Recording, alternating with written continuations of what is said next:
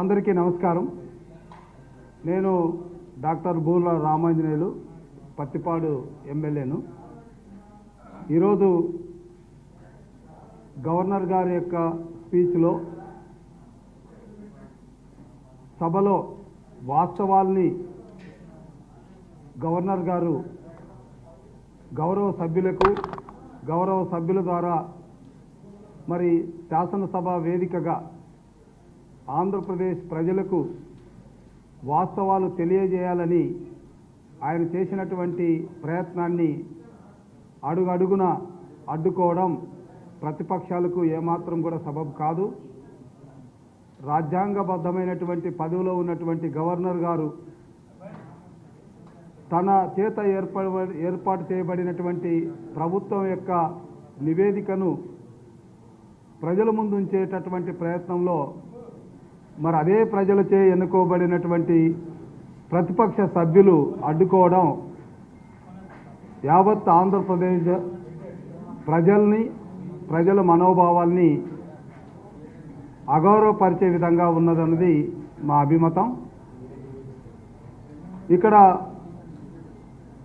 గౌరవ సభ్యులందరూ కూడా ఆలోచించాల్సింది, గవర్నర్ గారి స్పీచ్లో గత 5 సంవత్సరాల్లో ప్రజలు ఎదుర్కొన్నటువంటి సమస్యలు, రాష్ట్రం ఏ విధంగా అప్పుల పాలైంది, అభివృద్ధి ఎలా కుంటుపడింది, రాష్ట్రం ఇప్పటికే 2 సార్లు 2014లో విడిపోయిన తర్వాత ఒకమారు దెబ్బతింటే 2019-24 మధ్య 5 సంవత్సరాలుగా జరిగినటువంటి నష్టాన్ని ఆయన వివరిస్తున్నప్పుడు ఆ విషయాలు ప్రజలకు తెలియకుండా అడ్డుకునే ప్రయత్నమే నిరసన కార్యక్రమంగా మేము భావిస్తున్నాం. అదేవిధంగా ప్రజలు ఎంతో విశ్వాసంతో అఖండ మెజార్టీని ఇచ్చినటువంటి కూటమి ప్రభుత్వం ఈ 5 సంవత్సరాల్లో ప్రజల ఆకాంక్షల్ని ఏ రకంగా నెరవేరుస్తుందన్నటువంటి ఒక విజన్ని ప్రజలకు తెలియజేసేటటువంటి విషయంలో కూడా అడ్డుకోవడం, అంటే కొత్తగా ఏర్పడినటువంటి ప్రభుత్వం యొక్క విజన్ను కూడా ప్రజలకు తెలియకుండా చేయాలనేటువంటి ప్రయత్నమే ఈ నిరసన కార్యక్రమంగా మేము భావిస్తున్నాం. పూర్తి పాఠవం వినకుండా గవర్నర్ గారు స్పీచ్ మొదలైన వెంటనే ప్రతిపక్ష సభ్యుల యొక్క అభిప్రాయాల్ని వెలుబుచ్చడం సబబు కాదు. గవర్నర్ గారి యొక్క స్పీచ్ పూర్తి పాఠం విన్న తర్వాత ఇంకా ఏవైనా అభిప్రాయాలు ఉంటే చెప్పొచ్చు, కానీ మధ్యలోనే వదిలిపోయినటువంటి సభ్యులు, ప్రతిపక్ష సభ్యులు కొత్తగా ఏర్పడినటువంటి ప్రభుత్వం ఏం చేస్తుందో, ఏం చేయబోతుందో అని అడగడానికి అర్హత లేదని మేము భావిస్తున్నాం. గవర్నర్ గారి స్పీచ్లో పూర్తి పాఠం చదివితే అర్థమవుతుంది ఏం చేయబోతున్నామో, ఏం చేస్తే 2 సార్లు నష్టపోయినటువంటి ప్రజానీకానికి, రాష్ట్ర అభివృద్ధికి, మరి ముఖ్యంగా అన్ని వర్గాల ప్రజలకు ఏం చేయబోతున్నామన్నటువంటిది స్పష్టమవుతుంది. రేపు గవర్నర్ గారి యొక్క స్పీచ్కు ధన్యవాదాలు తెలియజేసేటటువంటి అంశాల్లో పూర్తి పాఠవాన్ని మీ ద్వారా ఆంధ్రప్రదేశ్ ప్రజలకు తెలియజేయడానికి మేము సిద్ధంగా ఉన్నాం. మీడియా మిత్రులందరికీ నమస్కారం. 16వ శాసనసభ 2వ సమావేశం ఈరోజు ప్రారంభమైన వెంటనే పార్లమెంటరీ సాంప్రదాయ ప్రకారం, రాజ్యాంగ నిబంధనల ప్రకారం గౌరవ గవర్నర్ గారు ఉపన్యాసం ప్రారంభించారు. గవర్నర్ గారి ఉపన్యాసంలో లేదా మొత్తం గవర్నర్ గారి ఉపన్యాసాన్ని 3 భాగాలుగా అర్థం చేసుకుంటే 2014లో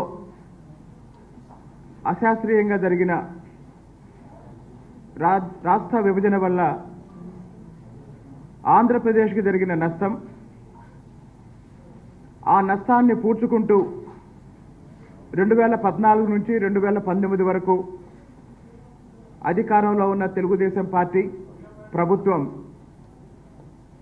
మరి రాష్ట్ర ఆర్థికాభివృద్ధి రేటుని దేశంలోనే మొదటి స్థానంలో దాదాపు 13% ఉండే విధంగా ఆ 5 సంవత్సరాలు పనిచేస్తే ఆ 5 సంవత్సరాల కాలంలో రాష్ట్ర పునర్నిర్మాణంలో భాగంగా రాష్ట్రానికి జీవనాడి లాంటి పోలవరం ప్రాజెక్టుని 72% పూర్తి చేయటం జరిగితే ఆ తర్వాత 2019లో వచ్చిన ప్రభుత్వం అప్పుడప్పుడే కుదుటపడుతున్న రాష్ట్రాన్ని ఏ విధంగా ధ్వంసం చేసింది అనేది రెండవ భాగంలో వివరించడం జరిగింది. మరి 5 సంవత్సరాల ఆర్థిక విధ్వంసం తర్వాత వ్యవస్థలన్నిటినీ ధ్వంసం చేసి అరాచక పాలన చూపించిన తర్వాత ఇటీవల జరిగిన ఎన్నికల్లో అధికారంలోకి వచ్చిన కూటమి పార్టీ ఏ విధంగా రాష్ట్రంలో ఉన్న సహజ వనరుల్ని, రాష్ట్రంలో ఉన్న మానవ వనరుల్ని, అలాగే కేంద్ర ప్రభుత్వం నుంచి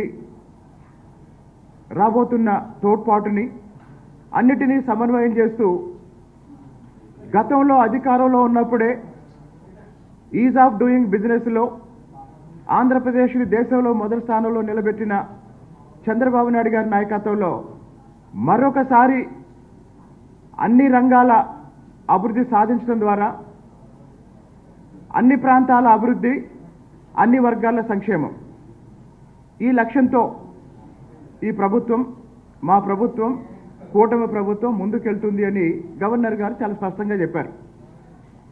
అయితే పెత్తందారు మనస్తత్వం ఉన్న జగన్మోహన్ రెడ్డి గవర్నర్ గారి ప్రసంగం ప్రారంభమైన 2-3 నిమిషాల్లోనే మరి గవర్నర్ గారు ఇంగ్లీషులో ఉన్న ప్రసంగ పాఠాన్ని గవర్నర్ గారు ఈరోజు పూర్తిగా చదివారు. 20 పేజీలున్న గవర్నర్ గారి ఇంగ్లీషులో ఉన్న ప్రసంగ పాఠాన్ని గవర్నర్ గారు పక్క చదవటం మొదలుపెట్టిన వెంటనే ప్రతిపక్ష నాయకుడు కాని జగన్మోహన్ రెడ్డి గారు ఆయన సభ్యులతో లేచి నల్ల కండువాలు వేసుకొని సేవ్ డెమోక్రసీ అని నినాదాలు మొదలుపెట్టి సభకు ఆటంకం కలిగించే ప్రయత్నం చేశారు. ఈరోజు సభలో వైఎస్ఆర్సీపీ సభ్యులు ఇచ్చిన నినాదాలు ఏంటంటే సేవ్ డెమోక్రసీ. మేము కూడా చెప్తున్నాం, save democracy from Jaganmohan Reddy, save democracy from Jaganmohan Reddy. ఈరోజు వైసీపీ సభ్యులు ఏ నినాదాలు అయితే ఇచ్చారో అవన్నీ జగన్మోహన్ రెడ్డి పాలనకి, జగన్మోహన్ రెడ్డి మనస్తత్వానికి, జగన్మోహన్ రెడ్డి ఆలోచన విధానానికి వ్యతిరేకంగా రాష్ట్ర ప్రజలు గత 5 సంవత్సరాలుగా ఇచ్చిన నినాదాలు. కాబట్టి ఈరోజు జగన్మోహన్ రెడ్డి ప్రజాస్వామ్య పరిరక్షణ గురించి, రాజ్యాంగ పరిరక్షణ గురించి, శాంతి భద్రతల గురించి మాట్లాడితే వినటానికి, నమ్మటానికి ఈ రాష్ట్రంలో ఉన్న ప్రజలు 2019కి ముందు ఉన్న దృష్టితో లేరు.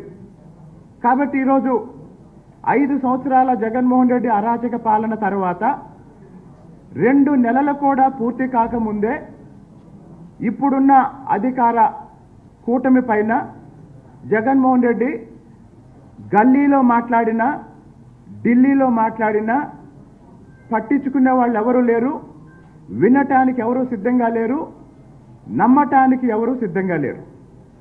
కాబట్టి చివరిగా ఒక మాట, ఈరోజు వైసీపీ సభ్యులు ఒక మాట బయట మాట్లాడుతున్నారు. శాంతి భద్రతల గురించి మాట్లాడాలి అని. నిజమే, శాంతి గురించి, భద్రత గురించి మాట్లాడాలి. ఎవరు మాట్లాడాలంటే శాంతి గురించి విజయసాయిరెడ్డి మాట్లాడాలి, భద్రత గురించి భారతి మాట్లాడాలి. ఎందుకు అంటే శాంతి గురించి మాట్లాడే పేటెంట్ హక్కు విజయసాయిరెడ్డికే ఉంది. ఇక భద్రత గురించి భారతి మాట్లాడాలి అని ఎందుకు అంటున్నానంటే, మరి 2019 ఎన్నికలకు ముందు వాళ్ళ కుటుంబంలోనే బాబాయిని చంపి అధికారంలోకి వచ్చిన జగన్మోహన్ రెడ్డి మరి ఇప్పుడు అధికారాన్ని కోల్పోయి శవ రాజకీయాల కోసం వాళ్ళ ఇంట్లో తర్వాత ఎవరిని చంపుతారో తెలియదు కాబట్టి భద్రత గురించి భారతి మాట్లాడాలి. అందరికీ నమస్కారం.